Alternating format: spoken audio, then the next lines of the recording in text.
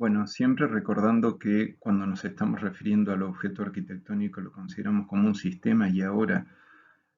considerándolo un sistema en sí mismo, vamos a pasar a hablar del tipos, esto es desde el espacio ordenado,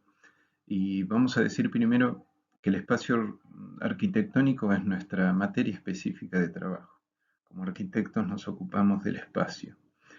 En ese sentido, nos dice Bruno Sevi que el análisis de las obras de la modernidad como estudio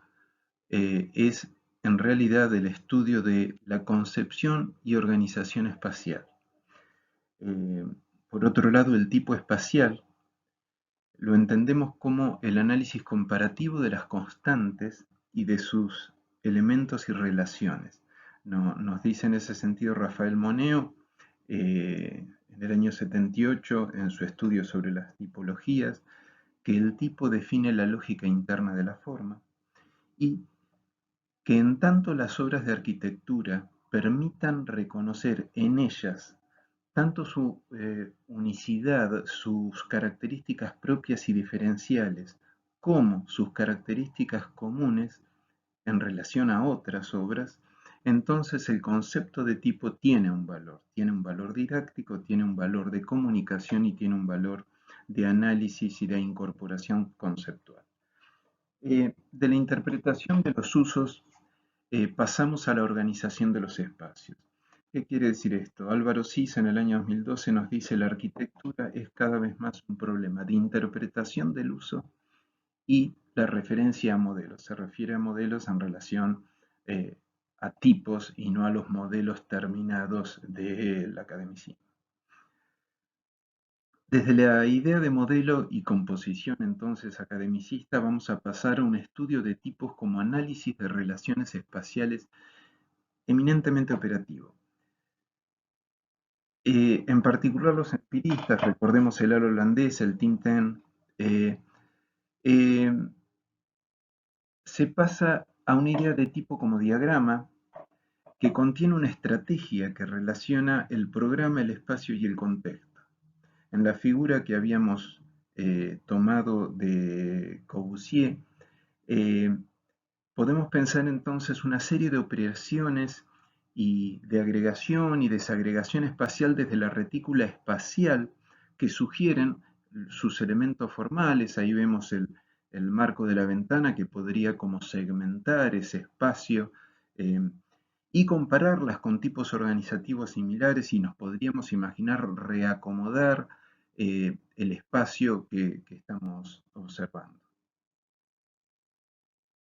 Bueno, continuando con el análisis tipológico y recordando lo que nos dice Rafael Molneo en el año 78, que el valor didáctico que tiene el análisis tipológico es poder observar las diferencias que hacen único a un edificio y sus semejanzas comparativas con otros edificios en términos espaciales, organizativos, etc. Es así que vamos a tomar el texto de Francis Shin del año 82, eh, Forma, Espacio y Orden, para tomar las categorizaciones organizativas que tiene desde sus diferencias, la organización central, lineal, radial, agrupada y en trama, y a esta le vamos a añadir los ejemplos proyectuales que presenta la obra de Clark and Pause, Temas de Composición del año 87, para conformar una grilla donde vamos a poner en la columna a la izquierda los tipos organizativos, en la segunda columna el topos, las implantaciones de los edificios en relación al terreno, en la tercera columna vamos a poner el tipo o la organización en relación al modo de acceso, de circulación y su relación con los espacios principales y secundarios. Y en la última columna vamos a poner la tectónica en términos de su resolución estructural. Bien, entonces vamos a ver el tipo espacial desde el modo de organización desde sus elementos y en este caso desde sus diferencias. Así que vamos a tener como ejemplo de organización central un edificio de Louis Kahn del año 65, la Biblioteca Exeter en New Hampshire, en Estados Unidos, un espacio central, protagonista, al que se relaciona un número variado de espacios menores. En segundo término, vamos a ver como organización lineal un edificio muy conocido de Corbusier del año 46, la unidad de habitación en Marsella, en Francia, que vemos claramente como el espacio lineal es una sucesión lineal de espacios repetidos. La organización radial, vamos a tomar como modelo un edificio de James Starland del año 69, la Escuela de Formación Olivetti en Aslamir, en Surrey, en Inglaterra. Esta organización radial se caracteriza por tener un espacio protagonista del cual salen, se originan una serie de espacios lineales, que en este caso son dos. Como organización agrupada vamos a poner como ejemplo una obra de Tadao Ando del año 85, La Iglesia del Agua, en Tomás, en Hokkaido, en Japón. Acá vemos que la organización agrupada es una serie de espacios que se aglutinan según un carácter topológico de proximidad, tanto funcional o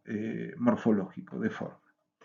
La última organización, la organización en trama, también tomamos un edificio de Louis Kahn del año 57, el Centro Richer de la Universidad de Pennsylvania en Filadelfia, en Estados Unidos. En este caso, vemos que los espacios están organizados, contenidos en una trama espacial o estructural. Vemos cómo se asemeja esta última organización a lo que nos venían diciendo el Tim Ten y el ala holandesa, donde se veía que el edificio ya no era una forma terminada, sino que empezaba a ser una estructura espacial reticular que hacía prevalecer más las relaciones y la noción de ampliación, la ampliación de edificio inacabado.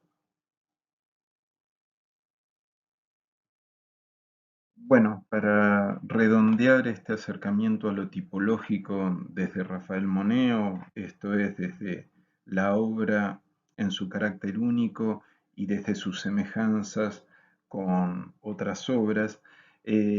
vamos a continuar ahora con un análisis de tipo longitudinal eh, desde lo semejante entre distintas obras, comparándolas. Eh, este estudio comparado ahora desde lo que es parecido entre una obra y otra, lo que nos resulta familiar entre ambas, eh, lo vamos a hacer sobre obras eminentemente lineales, tomando la organización lineal de la imagen anterior, la de Corbusier del año 46, la unidad de habitación, y tomándonos de este dispositivo que establece Francis Shin de los distintos modos de organización de los edificios y de las obras que propone Clark and Pause en temas de composición. Entonces, el tipo espacial desde el modo de organización lo podemos ver semejante comparando la organización lineal de Corbusier en la unidad de habitación de Marsella con eh,